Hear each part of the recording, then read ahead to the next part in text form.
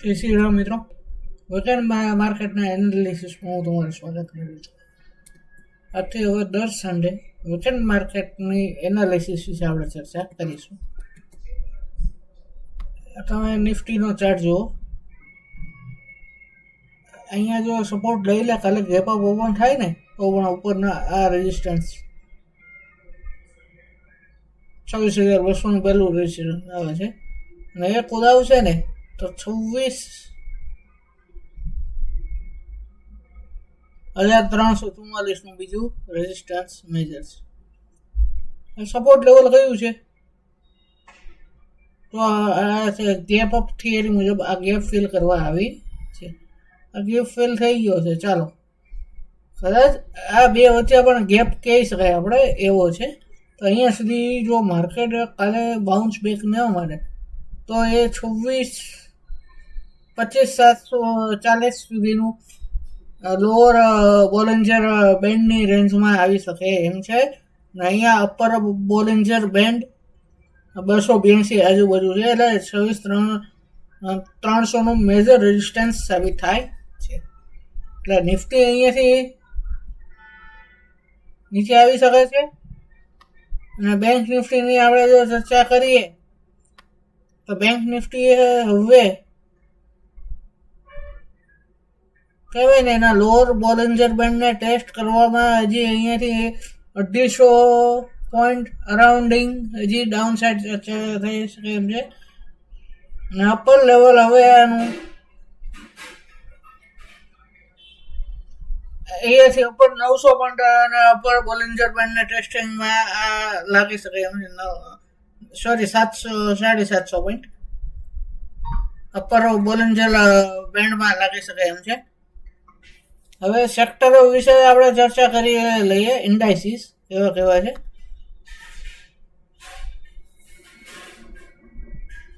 FMCG સેક્ટરે આ support લેવલે ડોઝી પ્રકારની કેન્ડલસ્ટિક પેટર્ન બનાવેલી છે. તો બાઉન્સ બેક મારી શકે છે. તમે જોજો ઉપરનો હાઈ છે ને, આનો હાઈ ક્રોસ કરવો 55,700 377 નો હાઈ ક્રોસ કરવો અઘરો છે. એનો કન્ઝ્યુમર ડ્યુરેબલ એ મિડલ લાઈન એ અરાઉન્ડિંગ વર્ક કરી રહી છે, જ્યારે ઓટો ઇન્ડેક્સ છે ને એ અપર બોલિંજર બેન્ડ વર્ક કરી રહ્યો છે.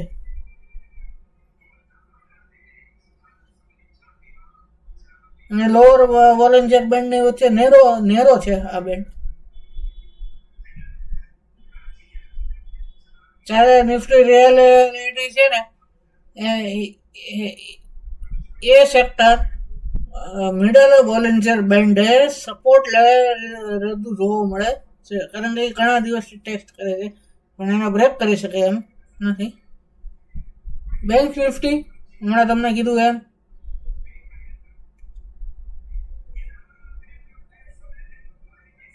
આ મીડિયા ઇન્ડેક્સ છે. જો કેટલા સમયથી એ લોઅર બોલિંજર બેન્ડ અરાઉન્ડિંગ વર્ક કરે છે, તે ઉપર જાય છે, મિડલ બેન્ડ એ રિજેક્શન મારી જાય છે. ઓક્ટોબર, નવેમ્બર અને ડિસેમ્બર 2 મહિનાથી એનું પરફોર્મન્સ આવું છે.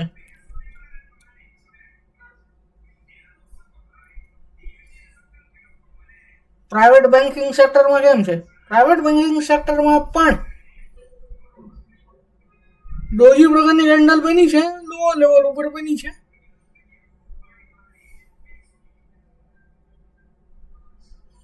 મિડ એન્ડ સ્મોલ કેપમાં પણ તમે જોવો ને, પણ એ બુલિશ હું એટલા માટે કહી શકું કારણ કે આની RSI 50ની અરાઉન્ડિંગ છે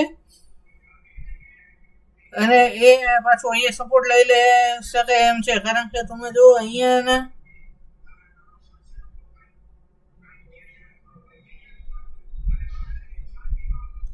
આ બુલિશ કેન્ડલનો મિડ પોઈન્ટ ત્યાં જ છે અરાઉન્ડિંગ. હવે બિયારીસ જ છે હેલ્થકેર સેક્ટર આખું.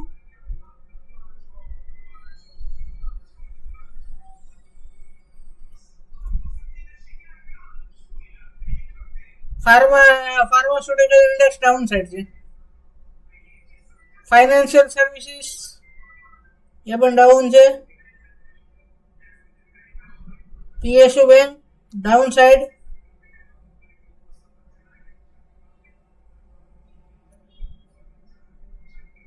IT સર્વિસીસ અપર બોલિંજર બેન્ડથી રિજેક્શન માર્યું છે. ઓઇલ ઇન્ડેક્સ ONGC એનું પણ રિજેક્શન છે. જોઈ લો અપર બોલિંજર બેન્ડના લિમિટથી. મેટલ સેક્ટર અત્યારે બુલિશ છે પણ એ અપર બોલિંજર બેન્ડને ટેસ્ટ થઈ ગયું છે.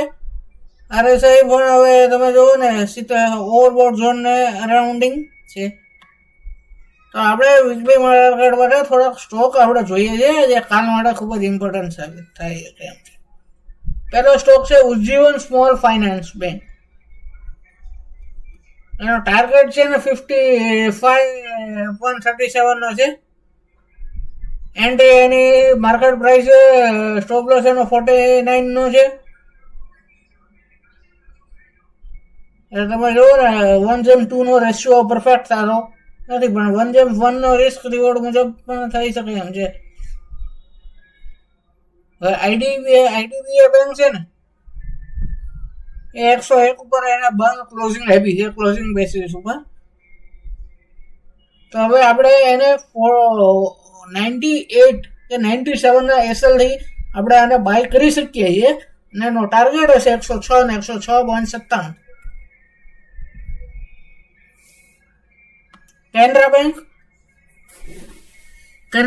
તમે ઘણા સમયથી જોઈ શકો છો કે આ પોઈન્ટ્સ અમુક એવા છે ને કે જ્યાંથી ફરી જાય છે. આ વખતે ફરી 150 છે. એ કેનરા બેંકમાં પણ એ ખૂબ જ ઇમ્પોર્ટન્ટ સાબિત થાય છે.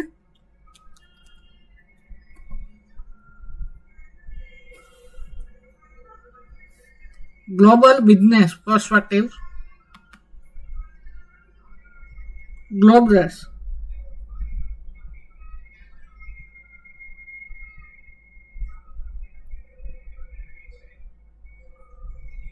કન્ઝ્યુમર ડ્યુરેબલ છે. હવે આ કન્ઝ્યુમર ડ્યુરેબલ સેક્ટર છે ને તો આનો સ્ટોપ લોસ નો ટાર્ગેટ છે 980 એન્ટ્રી છે. 940 નો એસએલ છે. 1050 સુધીનો પહેલો ટાર્ગેટ બીજો ટાર્ગેટ આવશે. સુલામિનિયન્સમાં પોઈન્ટ્સ બહુ ઓછા છે. 7 પોઈન્ટનો એસએલ છે અને 10 પોઈન્ટનો 9 પોઈન્ટનો ટાર્ગેટ આવે છે.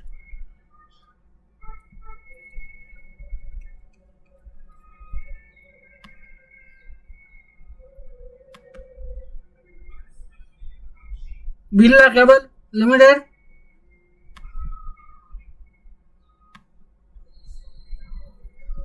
એનો એસએલ 127 નો છે. ટાર્ગેટ એનો 146 નો 1:2 થઈ જાય છે.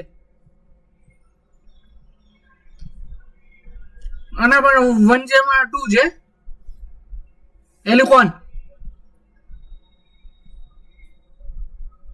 806 નો એન્ટ્રી પોઈન્ટ છે. 806 નો એસએલ છે.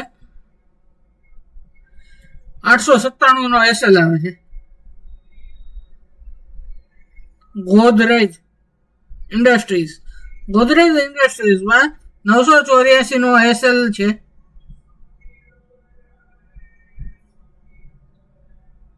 અને ટાર્ગેટ છે 1051.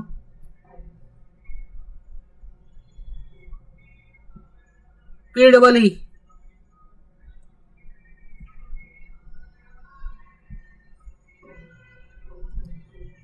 કન્ઝ્યુમર ડ્યુરેબલ શેર આમાં વધારે તમારા બાયબેકમાં આવેલા છે. બાઉન્સ બેકમાં 354 નો એસએલ છે અને ઉપરનો ટાર્ગેટ 403 નો છે.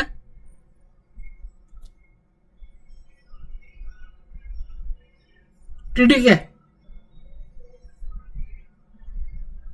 કન્ઝ્યુમર ડ્યુરેબલ આ પણ છે. એનો તમે જોવો ને એસએલ તો મારે 611 નો આવે છે અને ટાર્ગેટ આવે છે 650.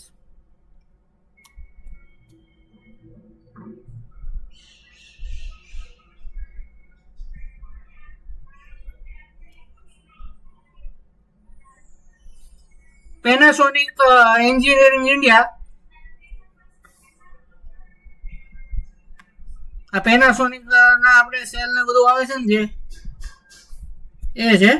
એની એન્ટ્રી પોઈન્ટ છે 310, ટાર્ગેટ 335 ને એસએલ છે 300 નું.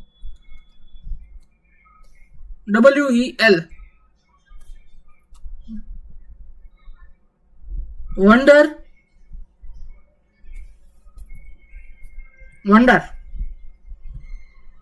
એનો એસએલ 135 નો છે, ટાર્ગેટ 192 નો છે, entry point current market price છે.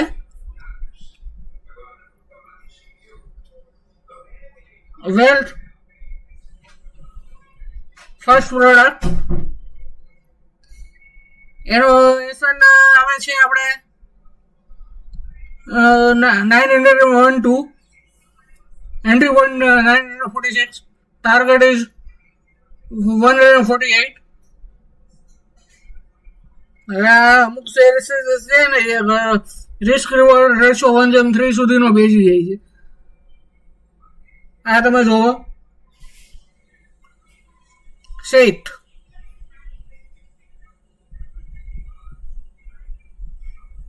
142 નો એન્ટ્રી પોઈન્ટ છે, 135 નો એસએલ છે ને 152 નો ટાર્ગેટ છે. અને આ સ્ટોક મેં કાલે પણ આપણા કોમ્યુનિટીમાં શેર કરેલો. Asian global entry point 1020, SL 910, target 1180 નો છે. MRPL 140 નો એસએલ છે, 163 નો 62 નો ટાર્ગેટ છે.